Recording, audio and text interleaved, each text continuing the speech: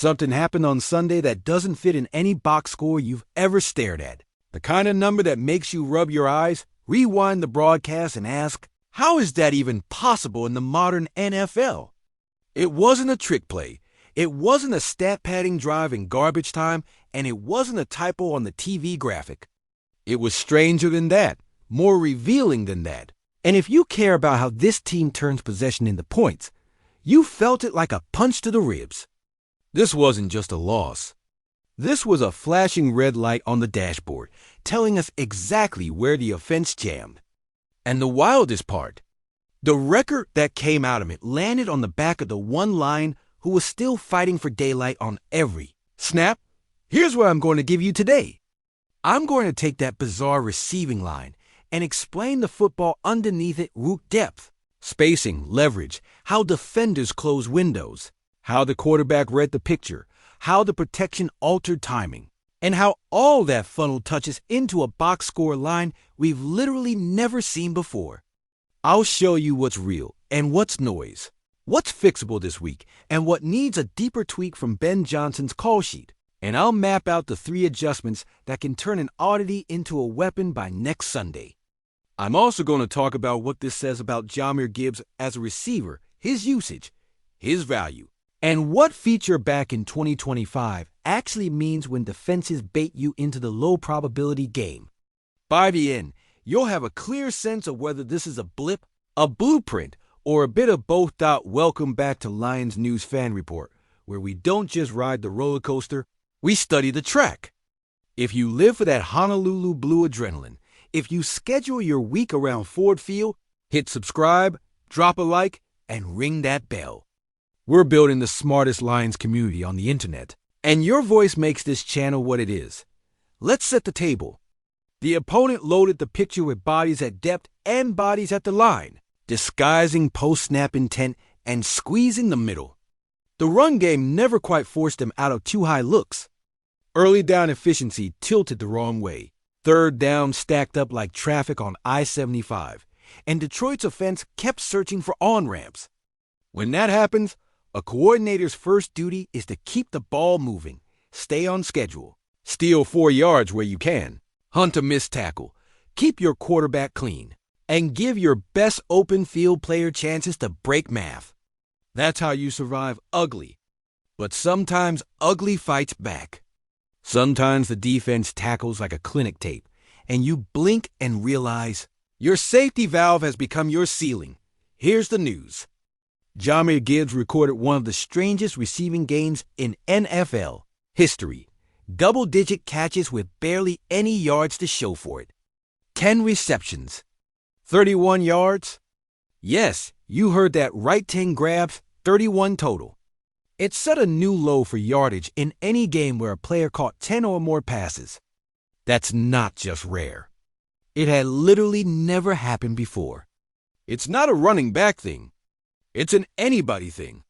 And it happened in our colors dot. So how does a stat line like that even exist? Start with route construction and the defensive response.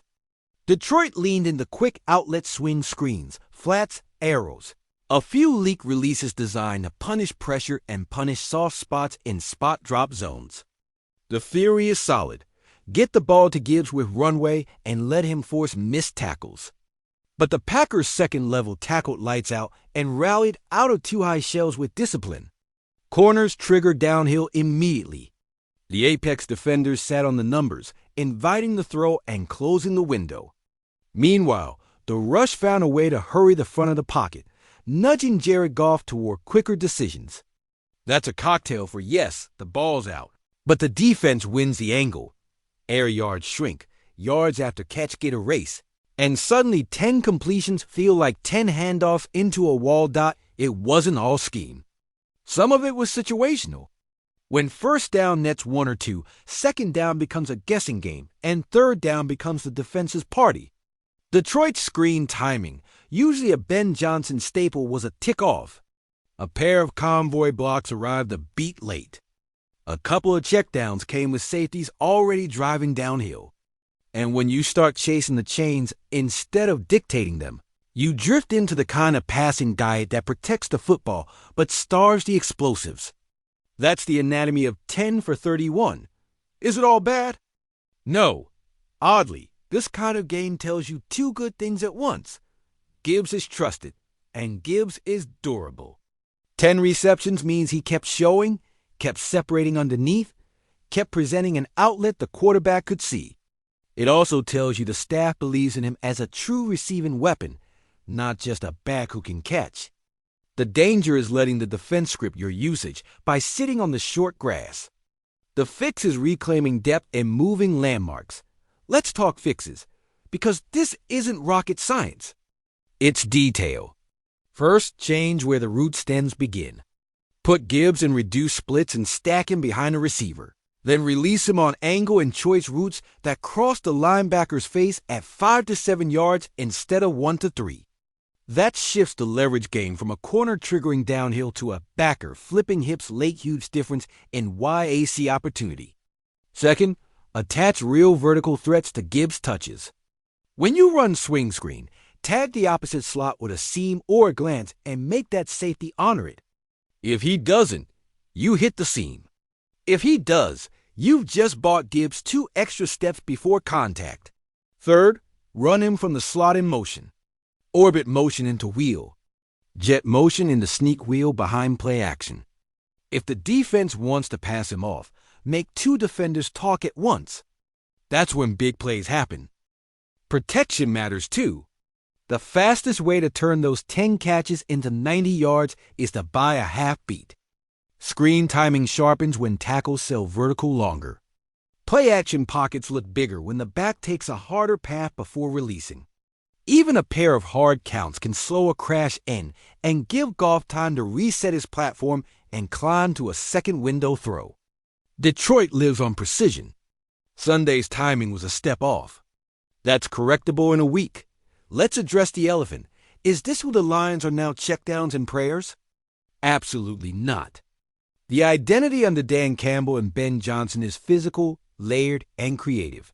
This staff has built one of the league's most efficient offenses by marrying run threats to pass constraints, by forcing defenses to defend all 53 and a third yards, and by using backs as matchup pieces rather than dump it in hope.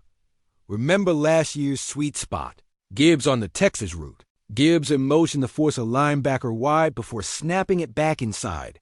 Gibbs down the sideline on the wheel when the corner falls asleep. Those are still in the book. What Sunday gave you was a reminder that when Plan A is sticky, Plan B can't be more of Plan A. You need to kick the ladder deeper choice routes, middle read options, layered screens, and, yes, a couple of called shots to make safeties pay rent. Let's also talk psychology, because that's real. When a young star touches the ball 10 times through the air and the crowd groans at the end of most of them, frustration can creep in. This is where the locker room matters.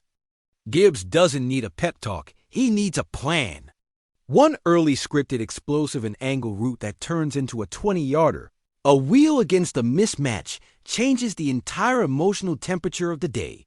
The defense starts second-guessing. The crowd leans forward. Your quarterback's eyes get bigger. And suddenly those same swings feel like body blows instead of white flags. Fact or speculation? The record that 10 catches for 31 yards happened. That's a fact, a weird one, and a piece of NFL history, whether we like it or not. Everything else is analysis and projection.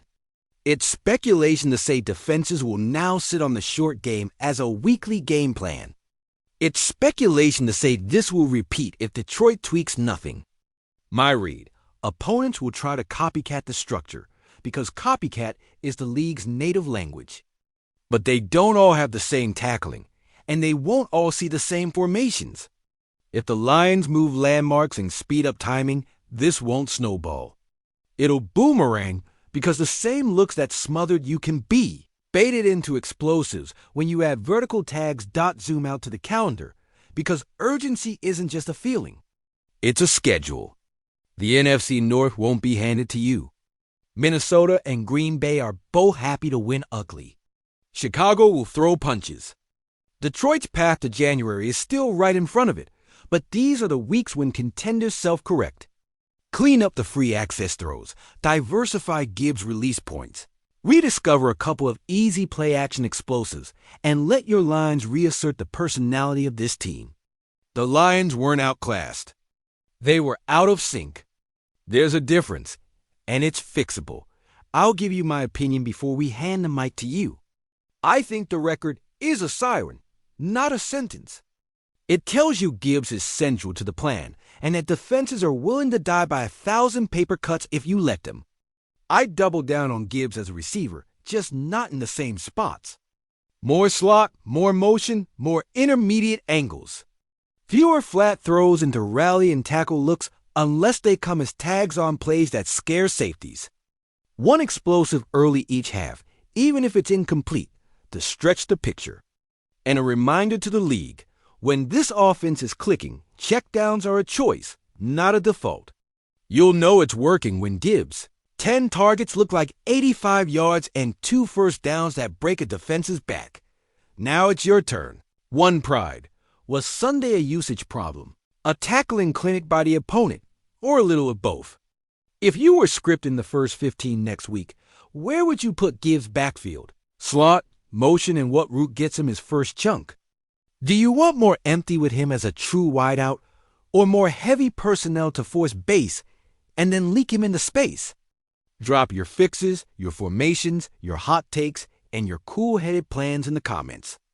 We read everything. We bring your best ideas back on the show. And we ride together because in Detroit, the only way out of a weird Sunday is a better one next week.